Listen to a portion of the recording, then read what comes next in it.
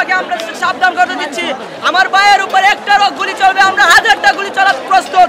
তোমরা সচেতন হয়ে যাও, পুলিশ দিয়ে আমাদের কিচ্ছু করতে পারবে না, বুকটা এমনি খুলে দেবো, গুলিটা আমাদের পাথর করবে।